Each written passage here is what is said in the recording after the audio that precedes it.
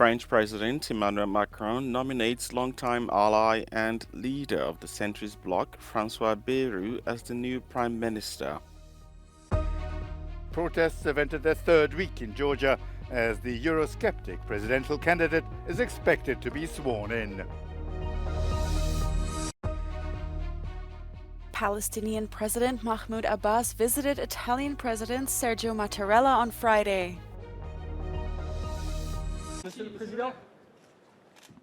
French President Emmanuel Macron named centrist ally François Bayrou as the country's new prime minister after MPs voted to oust the previous government under Michel Barnier last week.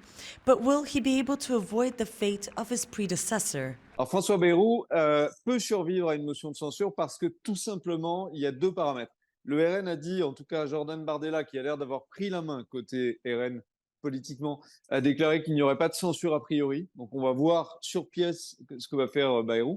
Et puis surtout le PS, les modérés du PS ne vont pas voter une censure tout de suite parce que tout a été fait pour faire un pas dans leur direction. Donc on peut espérer du moins que il y a un état de grâce de quelques semaines qui permettent d'élaborer un budget.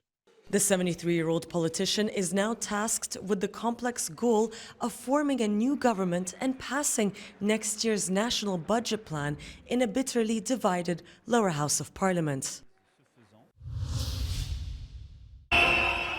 Protests in Georgia have entered their third week ahead of Saturday's presidential vote, in which loyalist candidate Mikhail Kavelashvili is expected to be appointed. The demonstrations began 2 weeks ago when the government announced that negotiations to join the EU would be pushed back. More unrest is expected on Saturday. Police have used tear gas and water cannons to disperse crowds, arresting more than 400 demonstrators.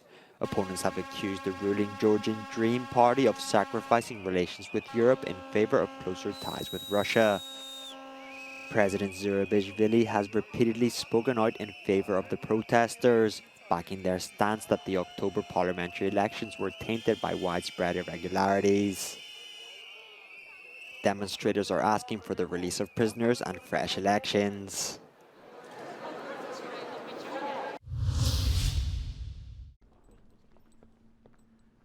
Palestinian President Mahmoud Abbas visited Italian President Sergio Mattarella on Friday morning at the Quirinale Palace in Rome.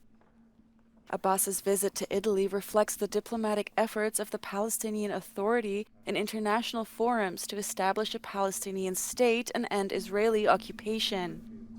Mattarella expressed concern over the situation in the West Bank and East Jerusalem, with Israeli settlements that contradict UN resolutions and hopes for a two-state solution. Abbas is also meeting with Italian Prime Minister Giorgia Meloni on Friday.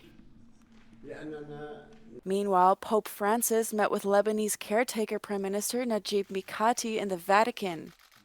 During the meeting, the Pope emphasized the importance of solidarity among Lebanese officials, especially in the face of the country's political and economic crises. On Thursday, it was Abbas who met with Pope Francis at the Vatican to discuss the Palestinian humanitarian situation.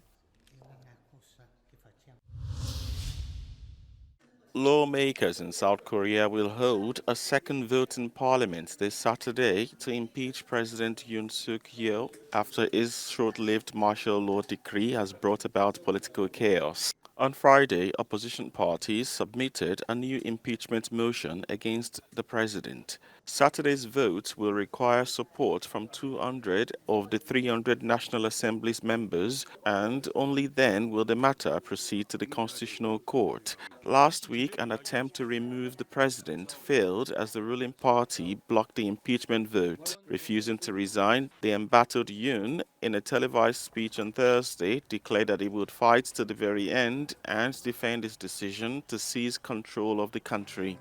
Yoon's short-lived December 3 martial law declaration has generated political chaos and large protest calling for his ouster. The declaration was the first of its kind in the country in more than 40 years.